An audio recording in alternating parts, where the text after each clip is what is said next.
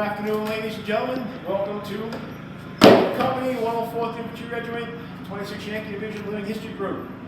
Today, our man, Sergeant Wes Allen, who has multiple years in the Australian Army and Canadian Army, and a lot of experience with these weapons that we use in living history, is going to give you a class on the takedown of the M1 Garand rifle. Sergeant Allen, give us some information on your background. Thanks very much, Sergeant Major. As you know, many of you have met me and I have worked on some of your various small arms that you have. I've just been asked to introduce myself here officially with a little bit of my background. I guess in a nutshell, I've always been interested in the military, listening to my uncles and my dad's experiences from back in the day, and that kind of, by the time I was 17 years old, you know, I thought it was my time to do my bit, and so I enlisted in the infantry, and that was 1976. In 1994, I left the Canadian Army, and I immigrated to Australia, and entered the Australian Army, where I retired in 2013, officially not until 2016. So anyways, my experience with the M1 rifle goes back to my 17th or 18th birthday, when my dad bought me an M1 Garand, and I've been in love with them ever since. So I've got 40 years experience on the Garand and 40 years basically experience on the M1 carbine and 1911 pistols. My end trade in both militaries was a fitter armament. Basically that just means armorer, but that was my primary trade. But in both the Canadian military and in the Australian Army, you are a soldier first and a tradesman second. So that's me in a nutshell. I've been in the unit here for over 3 years, and I look forward to seeing many of you on any upcoming events and gatherings that we do have. Hope you enjoy this video presentation. It's we're all just amateurs, but we are professionals, and we'll leave it at that. Thank you very much. For reference material,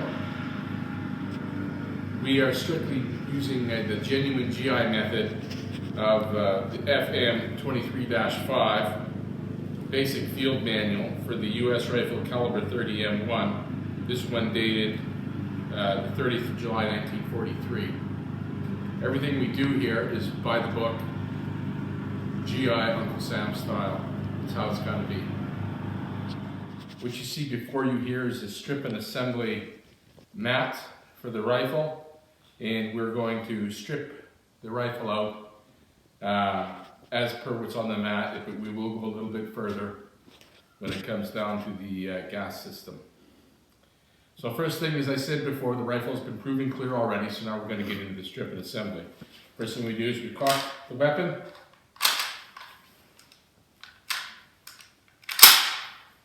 Then we remove the trigger housing group. We separate the stock group. We have here the barrel and receiver assembly group. So the next thing we're going to do is we're going to remove the operating rod spring. And we're going to utilize 1 caliber 30 M2 drill round, which acts also as a center punch. And we're going to remove the follower arm pin. I'm going to put that there.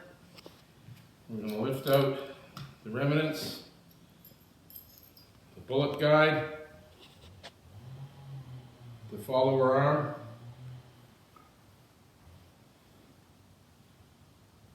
the operating rod catch, the follower. We're going to remove the op rod from the rifle, put the operating rod there, And then we're going to remove the bolt from the receiver. And we are going to strip it further than this. In review, we have your stock group with your sling, whether it be the model 1907 or the later web patterns, but the slings are self-explanatory. You have your operating rod and operating rod spring. You have your trigger housing group. You have your follow arm pin, your bullet guide, follower arm,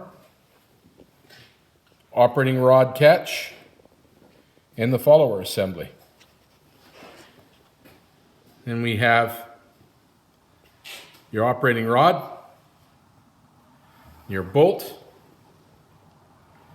and your rifle receiver assembly.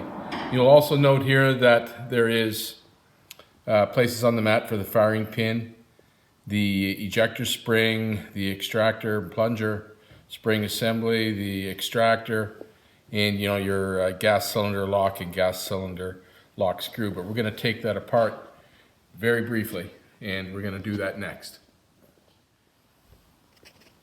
We're going to be utilizing the M3A1 tool, which is normally found in the butt recess of your rifle, along with a combination oiler and container for your thong or pull through for use for cleaning the bore. But we're not going to really discuss that for now. But we are going to use this tool, this M3A1 tool, and we're going to go to the barrel and receiver group, and we're going to start working on the gas affected parts removal.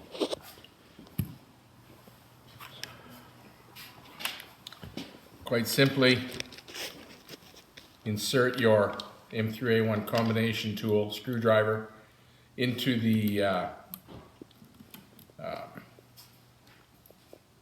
portion here of your gas cylinder lock screw, which comes off. Once you get it loose enough, you can do the remainder by hand.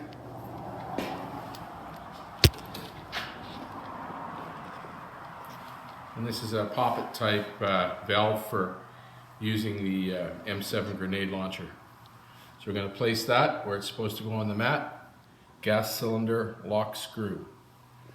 Then we're going to remove the gas cylinder lock.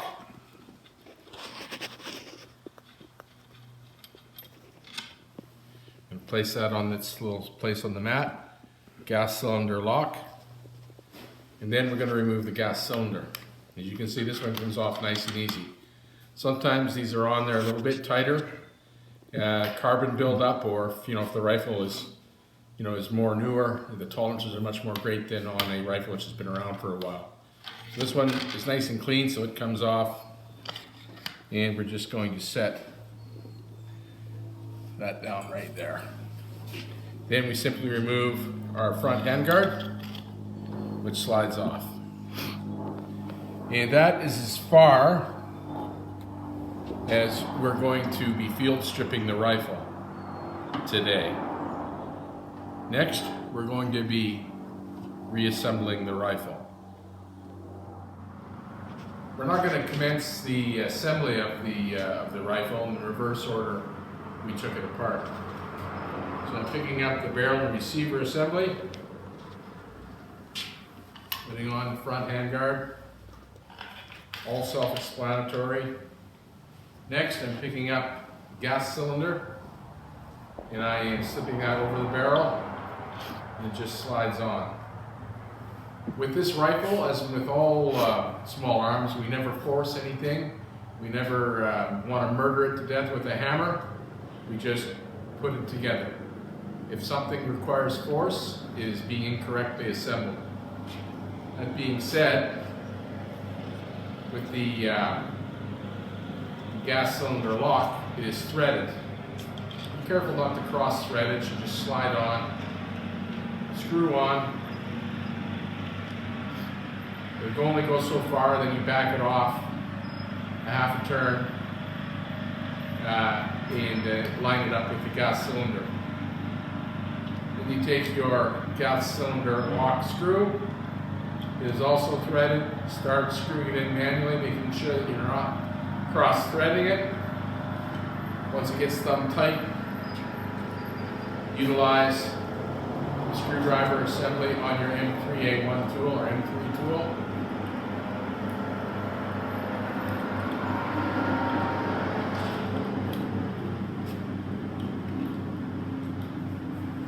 And then give it a nut there to make sure it's on and it's not going to come off on its own will. Then what we're doing is just put this back down here again so you can see the barrel and receiver assembly as per the mat is assembled. We're now going to insert the bolt into the rifle. Self-explanatory in its slides. Next, you're going to insert the op rod into the recess of the gas cylinder. And we're just going to line everything up nice and neat. And that is assembled. For a test after assembly, there's actually something called a tilt test. And what you're doing is you're just tilting the rifle back and forth, making sure that the op rod is not binding on anything. So that is the barrel and receiver group. We're now going to concentrate on the smaller parts, putting them into the barrel and receiver group assembly. So first thing we're going to do is we're going to drop in the follower. He only goes in one way. And we're going to put in the bullet guide.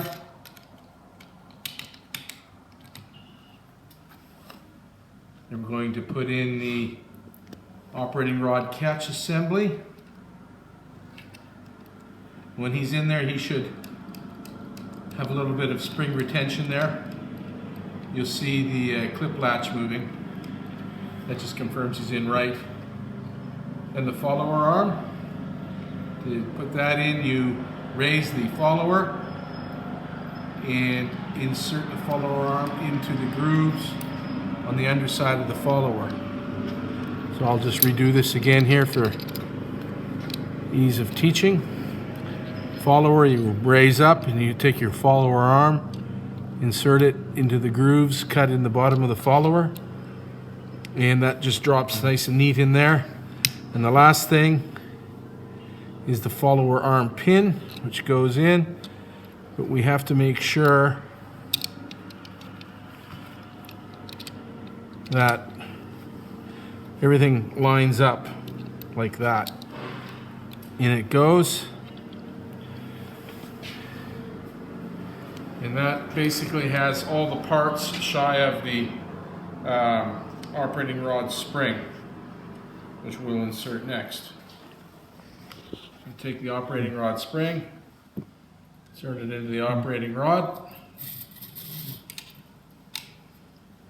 and it goes, self-explanatory, it only fits in one way.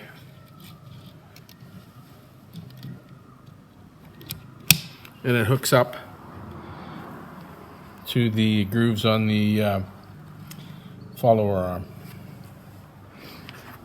Next, we simply take the receiver barrel assembly, grab our stock,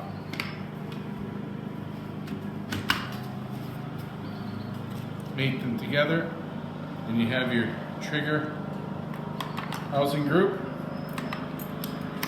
This just drops in. And it goes in one way, confirm that it's locked up. Then what we're going to do is we're going to confirm that the rifle is assembled correctly. And it's pretty much a self-explanatory function test afterwards, where pull the action to the rear, it stays to the rear. Let the action go forward on its own. Safety catch should not fire. Safety catch to fire. Should be an audible click, obviously, as the hammer falls onto the firing pin.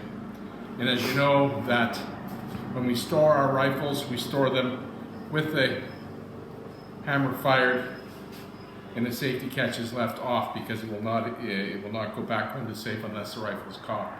And that's how you store your rifle.